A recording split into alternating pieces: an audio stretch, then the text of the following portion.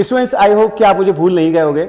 मैं कुछ दिन से वीडियो नहीं बना पा रहा था क्योंकि मैं कुछ ऑफिशियल वर्क में बिजी था और जिसकी वजह से वीडियो नहीं बना पा रहा था। बट आपके लिए मैं काम कर रहा था। मैं देख रहा था बहुत सारे बैचेस लॉन्च हो रहे हैं, बहुत सारी चीज़ें चल रही हैं, बहुत सारी चीज़ें आपको यूट्यूब पे 10th के बाद कैसे आप जल्दी से नए कोर्स में चले जाओ, ये सारी चीज़ें भी चल रही थी। बट मैं सिर्फ अपने जो टीचिंग वर्क था उसमें बिजी था, लाइक सीबीएसई की कॉपी चेकिंग।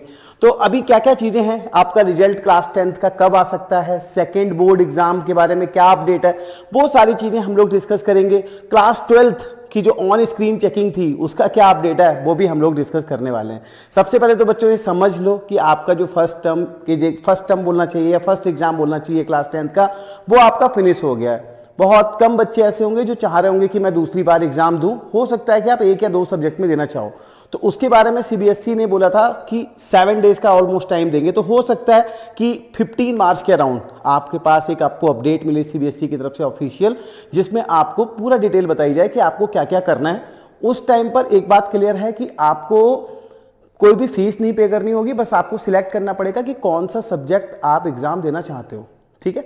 दूसरी बात आती है कि आपका रिजल्ट आपका अप्रैल के फर्स्ट वीक में देने की पूरी कोशिश है, क्योंकि मैं चेकिंग में इन्वॉल्व था तो मुझे पता है कि ऑलमोस्ट 50% कॉपी चेक हो चुकी हैं आपकी, और उसके बाद थोड़ा सा और वर्क रहता है, फिर मॉडरेशन रहता है, ग्रेस मार्क रहते हैं, बहुत सारी चीज़ें रहती हैं।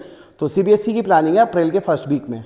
तो अप्रैल का फर्स्ट वीक अगर वो रिजल्ट देते हैं, रिजल्ट के दूसरे तीसरे दिन के बाद ही प्रोसेस शुरू होगा कि कौन से बच्चे कंफर्म करना चाहते हैं कि मैं अपना फाइनल एग्जाम जो दूसरा वाला एग्जाम है वो दूंगा या नहीं दूंगा।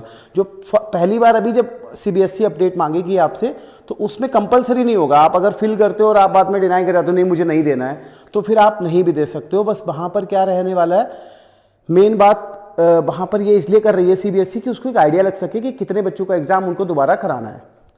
इसके बाद आते हैं मॉडरेशन। पक्का है इस बार कुछ सब्जेक्ट में ऐसा हुआ है जिसकी वजह से मॉडरेशन लगने वाला है, ग्रेस मार्क्स में मिलने वाले हैं।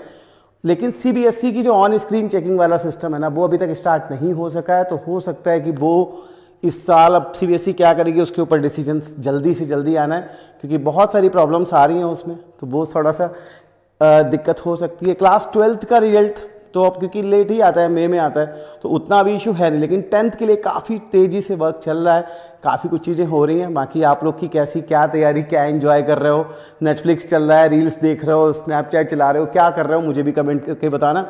बाकी आपकी फ्यूचर प्लान्स क्या हैं उसके लेकर के, अब क्योंकि मैं आ गया हूँ तो हम लोग डिस्कस करेंगे।